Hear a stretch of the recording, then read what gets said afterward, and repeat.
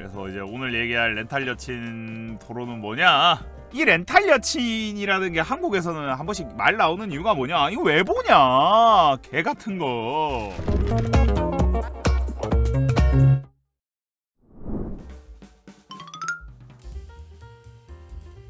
뭐냐면 이제 하객 대행 알바라는 게 있죠. 여친 대행 알바 같은 겁니다. 그리고 놀랍게도 실제 있다고 합니다.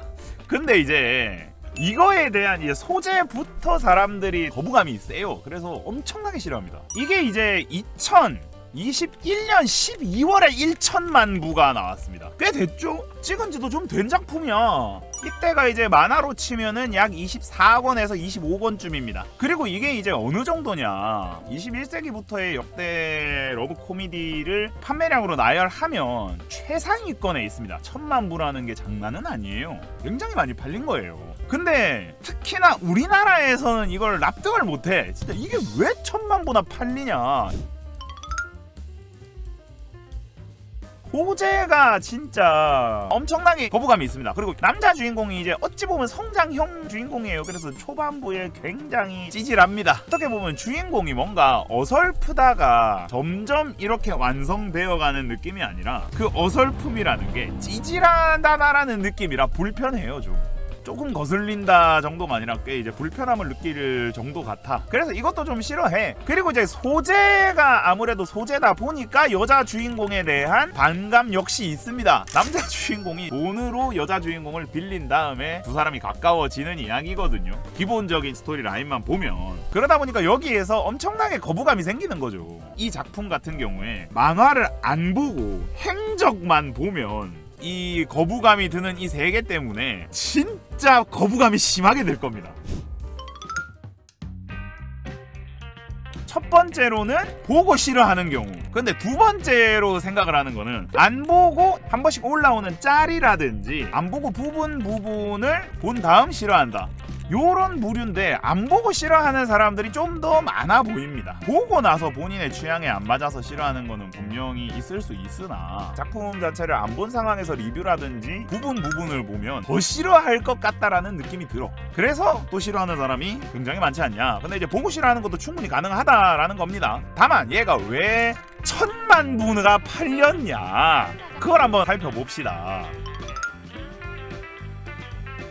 한 줄로 일단 요약을 한번 해드리겠습니다. 이 만화는 1천만 부를 찍은 게 2021년 12월이고 이 당시가 24권 정도입니다. 근데 24권은 1000만 부 팔릴 만도 하다라고 평가를 할 수 있겠습니다. 근데 25, 26권 2권 내내 핵폭탄이 터집니다. 진짜 보는 사람이 불편하다라는 걸 좀 비유를 한 건데 25권 26권 내내 핵폭탄이 터집니다. 렌탈 여친 작품에 대해서는 작가의 트위터에 보면 이제 축전이 올라옵니다. 어느 정도 이제 팔렸을 때 뭐 500만 부 800만 부 이런 거에 대한 것들이 축전이 올라와요. 1000만 부도 나와. 근데 이 1000만 부 이후에 뭔가 호소식에 대한 것들이 아무리 찾아봐도 없습니다. 아마 1000만 부가 팔릴 이 시기까지는 실제로 재밌기도 한 부분이 충분히 있어요. 근데 그 불편함을 견디면서 24권까지 본 사람이라 할지라도 이 25, 26권의 이 핵폭탄이 터지고 있는 세계대전 부분을 넘어가기가 힘들지 않겠는가 라는 게 간단하게 정리한 총평입니다. 자, 그러면 이제 구체적으로 무슨 내용이냐. 이 만화는 1에서 2권 정도는 진짜 남주 죽탱이를 날리고 싶을 만큼 남주가 찌질함. 뭔가 애가 어설프고 젊었을 때 한 번씩 보일 수 있는 그런 약간 치기 어린 모습이라고도 할 수는 있는데 근데 그런 거 없어요. 그냥 굉장히 찌질합니다. 애초에 얘는 초반부터 그런 망상을 자주 하면서 하고 있고 남주 방을 묘사하는데 휴지 널브러져 있는 거나 이런 거 적나라하게 나옵니다. 그리고 말실수 같은 것도 우리가 인터넷 유머 글에서 볼 수 있는 와 술자리에서 저런 얘기를 혹은 친구 앞에서 저런 얘기를 여자 앞에서 저런 얘기를 그냥 글만 보고 있어도 내 손발이 오그라들 것 같고 내가 빡치네 이런 식의 언행이나 행동을 해요. 그러니까 좀 찌질해요. 그런데 이 상황에서 장점은 뭐냐, 이 작가가 잘하는 게 감정적인 것들을 표현하는 것 플러스 여주를 이쁘게 그리는 연출을 잘합니다. 뭔가가 마음에 들어가지고 초반부의 불편함을 넘어가면 한 3권부터 이제 좀 반전이라 그래야 되나, 3권에 좀 굉장히 멋있는 장면이 나와요. 여주를 구해주는 장면이 나오는데 그때가 진짜 좀 멋있어요. 그러면서 약간 이미지 전환을 하면서 3에서 6권 정도는 무난합니다. 무난하게 새로운 아이들도 나오고 그 안에 빌런도 있고, 그런 상황에서 남주가 조금씩 그래도 사람다운 모습을 보여줍니다. 그러다가 한 7에서 12권 정도 되는 구간에 가면 남주랑 여주랑 새롭게 나오는 여주들에 대한 분량 같은 것도 잘 챙기고 에피소드 같은 것도 생각보다 좀 달달하게 잘 그려요. 나오는 여자애들 다 매력적이고 이쁘고 귀엽고, 그래도 여자애들이 남주한테 반할 만한 모습이 나오는데 그래도 꽤 재밌어요. 그래서 12권까지 정도 되는 이 분량에서는 일반적으로 우리가 럽코를 볼 때 남자 주인공이 찌질되거나 아니면은 굉장히 어설프다가 조금씩 발전해 나가는 모습이라고 해야 되나? 그런 거를 볼 수 있어. 주인공도 인간적으로 성장하는 모습이 좀 보여요. 그러다가 이게 어떤 이야기가 나오냐, 이제 여자 주인공을 이제 정하는 느낌이 나옵니다. 이제 미즈하라라는 여자 주인공이 이제 얘로 정해지는 듯한 느낌인데, 미즈하라와 남자 주인공 이 두 명의 진짜 역대급 에피소드가 터집니다. 미즈하라가 이제 이때까지 왜 이런 걸 하고 있었느냐에 대한 것과 그런 거에 대한 게 좀 나와요. 그러면서 얘가 알고 보니까 경영학과야. 자기 경영학과로서의 전공을 살려서 여주를 도와주는 크라우드 펀딩으로 영화를 만듭니다. 이 13에서 19권 동안의 구간이 남자 주인공의 성장이라든지 여자 주인공의 사정이라든지 아니면 여자 주인공의 성장 혹은 주변인들의 매력 뭐 이런 거 다 그냥 빵빵 터집니다.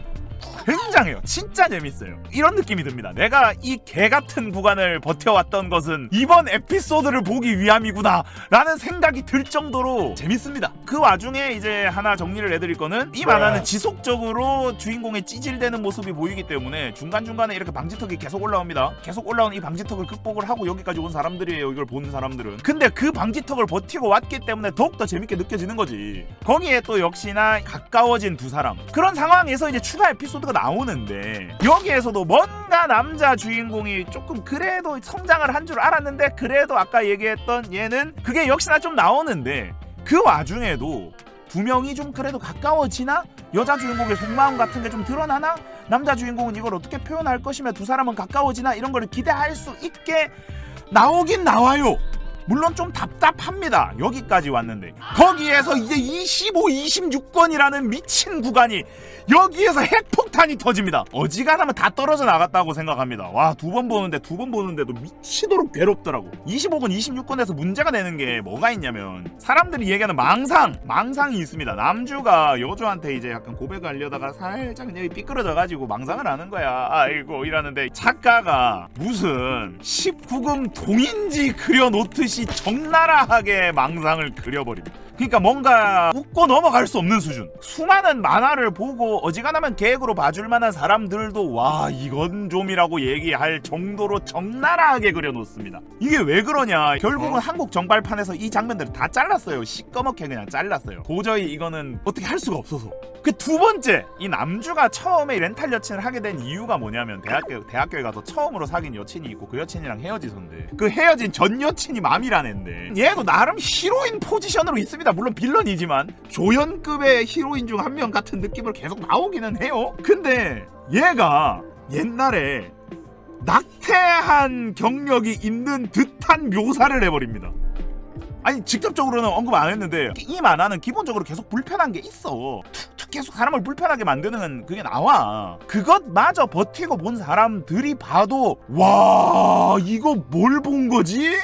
라는 게 25권에 그냥 빵빵 터집니다. 제 감상은 그래요. 너무 불편하고 너무 남주를 찌질하게 그려놓고 상황 자체를 너무 극한으로 몰아놓은 상황에서 터뜨려버리니까 그냥 남주가 이것도 수습도 못하고 억지로 상황상 수습만 됐는데 보는 사람 입장에서는 그냥 불편해. 그러니까 결론은 뭐냐면 25권, 26권 구간에 있는 이 미칠 듯한 핵폭탄들이 터지면서 여기서 다 떨어져 나갔을 것이다. 그래서 재밌었던 부분까지는 충분히 팔릴만 했으나 그 뒤로는 소식이 없다고 보시면 되시겠다. 이 사람이 그렇다고 해서 스토리를 못 쓰냐라고 하기에는 굉장히 불편한 소재를 가지고 이 24권까지 끌고 오는 힘, 그 불편한 소재 내에서 재밌는 에피소드를 터뜨리는 힘은 있어. 이 사람이 그냥 아예 스토리를 못 쓴다면 20몇 권까지 갈 수가 없어요. 다만 이걸 보면 이 미친놈이야. 자기 뭘 못 참는 그게 있는 건지. 근데 편집부는 무슨 생각으로 이걸 통과시켰는가라는 생각이 든다. 그래서 사람들이 이해는 못하고 있지만 1000만 부까지는 팔릴만 했고,